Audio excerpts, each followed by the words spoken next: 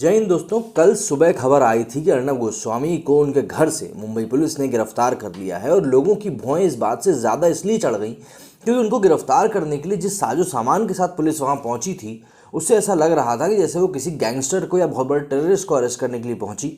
मतलब उनके साथ AK-47 थी, कई सारे पुलिसकर्मी थे, 30 से 40 पुलिसकर्मी थे, खूब सारी गाड़ियाँ थीं। तो इतने साजो सामान के साथ पुलिस वहाँ पे पहुँची थी।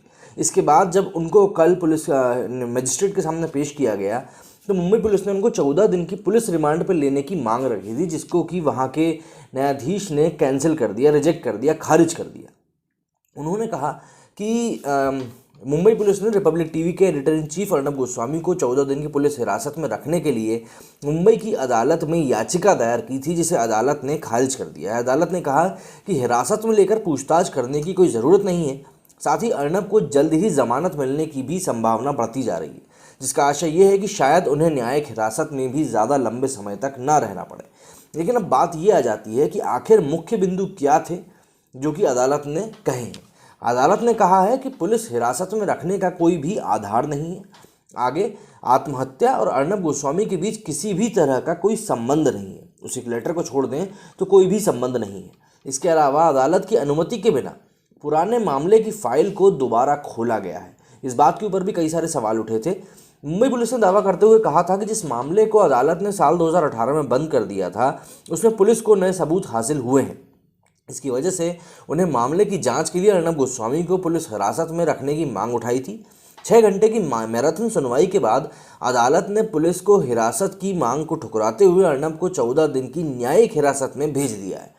अब अगर आप लोगों को ये नहीं पता है कि न्यायिक हिरासत और पुलिस हिरासत में क्या अंतर है, तो न्यायिक हिरासत में पुलिस जो एक्यूज्ड है वो मजिस्ट्रेट के अंडर में रहेगा, एक जेल में बंद रहेगा, ना कि पुलिस के लॉकअप में बंद रहेगा जहाँ पे उससे पूछताछ की जाएगी। तो इस तरह की कुछ बातें हैं जो सामने आई हैं। आधी रात में सुनवाई पूरी होने पर फैसले के बाद अर्नब ने कहा कि पुलिस जो है वो हार गई है। वो वहाँ पे वैन से चिल्लाते हुए देखे गए।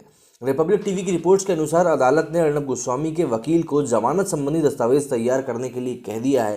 तो आज सुबह अलीबाग अदालत में इस मामले की सुनवाई होगी।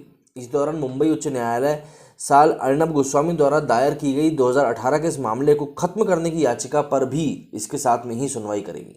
इसके अलावा मुंबई उच्च न्यायालय रिपब्लिक टीवी को मुंबई पुलिस के विरुद्ध दायर की गई याचिका पर भी सुनवाई करेगी, जिसमें उन्होंने आरोप लगाया है कि पुलिस ने इंडिया टुडे समूह का बचाव करते हुए उन्होंने TRP से छेड़छाड़ का आरोपित बताया है, जबकि इंडिया टुडे का नाम इस मामले में प्राथमिक रूप से दर्ज है।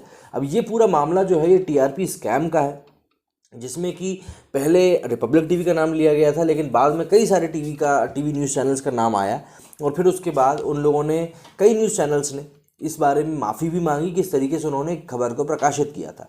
इस तरह की खबर जो है लगातार सामने आ रही हैं। लेकिन एक बात जो सबसे बड़ा डेवलपमेंट है यहाँ पे वो ये कि पुलिस इस बारे में जो चाहती थी कि उनको 14 दिन की कस्टडी मिल जाए अर्नब गोस्वामी की, वो अब उनको नहीं मिलने वाली है।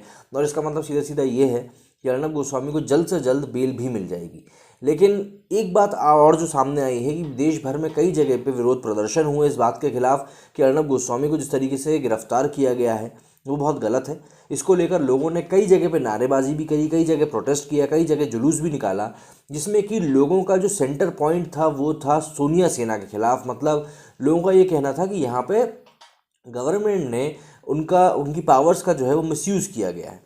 इस खबर के मुताबिक जो ऑफ इंडिया प्रकाशित हुई उसमें है कि मुंबई पुलिस जिस तरह से रिपब्लिक मीडिया नेटवर्क के संस्थापक अर्नब गोस्वामी के घर में घुसकर उनको उठाकर ले गई और उन्हें गिरफ्तार कर लिया, उसे लेकर पूरे भारत में आक्रोश है। दिल्ली के प्रेस क्लब में भी कई पत्रकारों व अन्य लोगों ने पहुंचकर अर्नब गोस्वामी के लिए समर्थन जताया और मुंबई पुलिस व महाराष्ट्र की सरकार की निंदा की। ऑफ इंडिया सहित कई मीडिया संस्थानों के पत्रकार इस विरोध प्रदर्शन में शामिल रहे। इस तस्वीर में आप देख सकते हैं कि कैसे दिल्ली के प्रेस क्लब के बाहर आकर लोग अर्नब गोस्वामी के समर्थन में प्रदर्शन कर रहे हैं।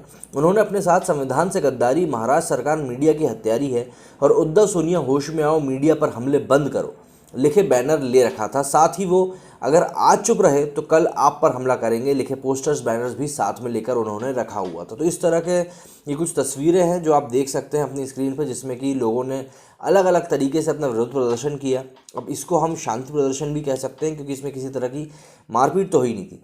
साथ ही नेशनल यूनियन ऑफ जर्नलिस्ट ने भी महाराष्ट्र सरकार की निंदा करते हुए कहा कि अर्नब गोस्वामी को बिना किसी पूर्व सूचना के जबरन उनके घर में घुसकर गिरफ्तार कर लिया गया।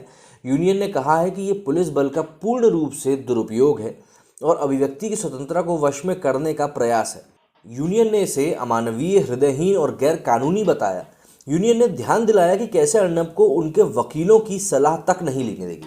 यूनियन ने प्रधानमंत्री नरेंद्र मोदी से इस मामले में हस्तक्षेप करने की मांग करते हुए कहा कि राजनीतिक कारणों से अर्नब गोस्वामी को प्रताड़ित किया जा रहा है, साथ ही इसे सुप्रीम कोर्ट के दिशा निर्देशों का स्पष्ट उल्लंघन भी करार दिया।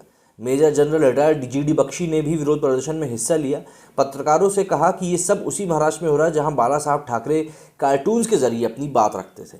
इस तरह से कई सारे मीडिया हाउसेस ने यहाँ पे जाकर अपना विरोध प्रदर्शन जो है वो दिखाया है। ज्ञात होगी Indian digital media association IDMA ने रिपब्लिक मीडिया नेटवर्क के मुख्य संपादक अर्नब गोस्वामी की गिरफ्तारी और मुंबई पुलिस की मानहानि पर हैरानी जताई थी।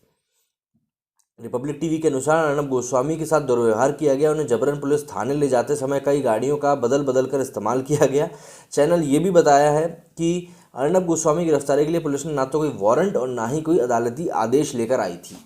अब इस मामले में बात यह है कि जिस तरह कि मैंने आपको कल भी बोला था कि देश जो है दो खेमों में बट गया है कि क्या ये चीज़ सही है और क्या ये चीज़ गलत है। देखिए, जो लोग ये कह रहे हैं कि ये गिरफ्तारी सही तरीके से हुई है, उनको अदालत के इन बिंदुओं की तरफ ज़रा सा गौर फरमाना चाहिए कि भाई अदालत ने जो बातें कही हैं इस पूरी केस को लेकर कि पुलिस हिरासत में रखने का पहली बात तो कोई आधार नहीं है, दूसरा आत्महत्या और अर्नब गोस्वामी के बीच में किसी भी प्रकार का कोई संबंध नहीं है, और तीसरा अदालत की अनुमति के बिना पुराने मामले को आखिर कैसे खोला गया। तो इन सब बातों की तरफ अगर हम गौर दें और थोड़ी देर के लिए समझें कि हो सकता है कि ये पूरा काम जो है वो किसी एजेंडा के तहत हुआ हो, तो आप एक बार ये सवाल कर सकते हैं, जनता ये सवाल कर सकती है कि क्या ये जो न्यायिक हिरासत में भेजा गया है, जिसमें कि पहले पुलिस ने अरेस्ट किया था और कहा जा रहा है किसी तरह का समन भी नहीं दिया गया, तो क्या आप इस बात को जस्टिफाई कर पाएंगे या नहीं कर पाएंगे? ये सबसे बड़ा सवाल उठ के पैदा हो रहा है। दूसरी बात, अगर किसी व्यक्ति ने कोई क्राइम किया है, अगर वो क्रिमिनल है, तो उसके अगेंस्ट आप एक्शन ले सकते हो। इसमें कोई भी ये नहीं है कि आपको किसी तरह का प्रोटेस्ट करना चाहिए, लेकिन अगर कोई क्रिमिनल है तो उसको अरेस्ट किया ही जाना चाहिए। लेकिन यहाँ पे जो बात उठ के सामने आ रही है, जो चीज़ लोगों को खटक रही है, वो ये कि आखिर अरेस्ट किसको किया गया है, दूसरी चीज़ किस तरीके से किया गया है, और आखिर में कि उस व्यक्ति को किसी भी तरह का इंटीमेशन नहीं दिया गया था कि भाई आपको हम गिरफ्तार कर रहे हैं, वो भी एक पुराने मामले में, जो कि हमने अदालत से भी सुन लिया है कि अदालत भी इसी तरह की बातें कर रही है। इसीलिए पुलिस कस्टडी को निरस्त करके उन्हें जुडिशियल कस्टडी में भेजा गया है। अब आज हमें समझ में आ जाएगा, पता चल जाएगा कि अर्नब गोस्वामी को आज बेल मिलती है या नहीं। मेरे इस वीडियो में फिलहाल इतना ही। जय हिंद, जय भारत।